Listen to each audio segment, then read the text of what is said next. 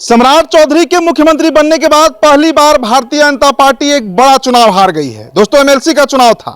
आरा बक्सर निर्वाचन सीट जो है जो स्थानीय प्राधिकरण के थ्रू हो रहा था, उस एमएलसी सीट पर भारतीय जनता पार्टी समर्थित प्रत्याशी कहिए या एनडीए समर्थित प्रत्याशी राधा चरण सेठ के जो पुत्र हैं कन्हैया प्रसाद, बुरी तरीके से उनकी हार हुई है। वहां पर जो महागठबंधन समर्थित प्रत्याशी थे सोनू राय, उनकी जीत हो गई है। अब आपको बताएंगे हम कि उनकी जीत के पीछे की कारण क्या है, लेकिन ये एक बड़ा सेटबैक जो है वो एनडीए गठबंधन को लगा है। बैलेट पेपर से चुनाव हुआ था और अब राष्ट्रीय जनता दल कह रही है, तेजस्वी यादव कह रहे हैं, उनकी पार्टी के प्रवक्ता कह रहे हैं कि जहां जहां बैलेट पेपर से चुनाव होगा वहां पर एनडीए हारेगी ही हारेगी, वहां पर भारतीय जनता पार्टी जीत नहीं सकती है। दोस्तों, पानी की तरह पैसा बहाया गया था इस चुनाव में। राधा चरण सेठ सबसे बड़े व्यापारी के रूप में, माफिया के रूप में जाने जाते हैं। चुनाव भी लड़े थे, विधायक बने और जो संदेश का सीट है वहां से। लेकिन जो एमएलसी का चुनाव हुआ, इस चुनाव में जो आम वोटर होते हैं, जो आम जनता होती है, वो वोट नहीं करती है। स्थानीय निकाय का चुनाव था और इसमें जो मुखिया होते हैं, जो पंचायत प्रतिनिधि होते हैं, जो वार्ड के सदस्य होते हैं, ऐसे लोग मतदान करते हैं।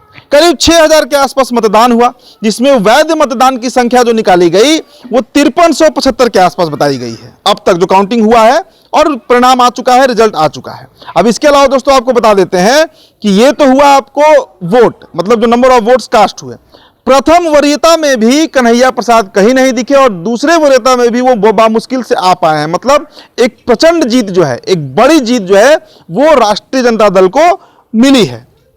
पूरी पार्टी गदगद है और अब इसको लेकर जो आगामी 10 विधान परिषद की सीटों पर चुनाव है, 9 सीट तो 28 जून को खाली हो रहा है, आपको पता है।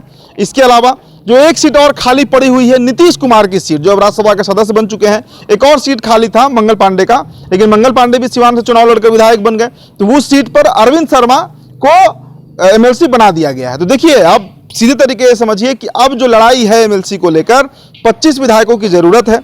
25 विधायक चाहिए एक एमएलसी के चयन के लिए। तो आरजेडी का इस वक्त मनोबल बढ़ा हुआ है।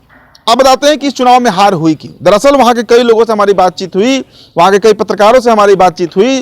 जो आरा बक्सर का सीट था, सभी लोगों ने कहा कि पानी की तरह पैसा बहाया गया है। राधा चरण सेठ धन बल हर कुछ वहां पर उन्होंने लगाया।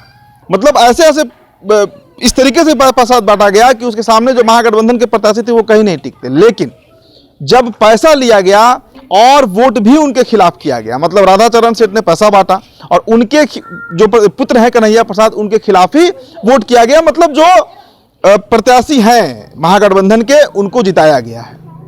तो सीधे तरीके से समझिए कि लोकतंत्र है, इसमें हर जगह धन नहीं चलता है। और इसी को लेकर जो राष्ट्रीय जनता दल के अब नेता हैं तेजस्वी यादव हैं, वो लगातार कह रहे हैं कि बैलेट पेपर से अगर चुनाव होगा पूरे देश में तो भारतीय जनता पार्टी कहीं टिक नहीं पाएगी। और अब इसको लेकर एक चर्चा भी छिड़ गई है।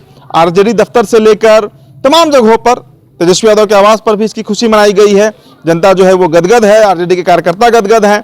और एक बड़ा झटका, चूंकि देखिए शाहबाद का इलाका है, शाहबाद और मगध को मिलाकर करीब 48 सीटें होती हैं और 48 सीटों में इस बार विधानसभा में बड़ा अच्छा परफॉर्मेंस रहा था।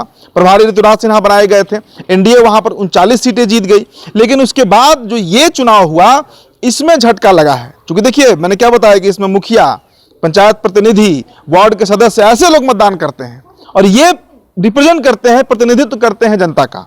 और इनका मत जो है वो महागठबंधन के साथ गया है। इसलिए मैंने कहा कि एक बड़ा सेटबैक जो है, एक बड़ा झटका जो है वो एनडीए गठबंधन को लगा है। क्योंकि आगे भी चुनाव होना है, 2029 का लोकसभा चुनाव है, फिर 30 का विधानसभा चुनाव है और उससे पहले अगले महीने तक आप मानकर चलिए कि और भी चुनाव होना है विधान परिषद की सीट को लेकर। तो देखिए अब क्या होता है। लेकिन आरजेडी इस वक्त बहुत खुश है, गदगद है। और सम्राट चौधरी के नेतृत्व में यह पहली बार हुआ है कि चुनाव हुआ बिहार में और उसमें एनडीए गठबंधन बुरी तरीके से पराजित हुई है। तो फिलहाल दोस्तों इस खबर में इतना ही। मेरा नाम उदित तारण है। बेहतर वीडियो आप देख रहे थे, बहुत बहुत शुक्रिया।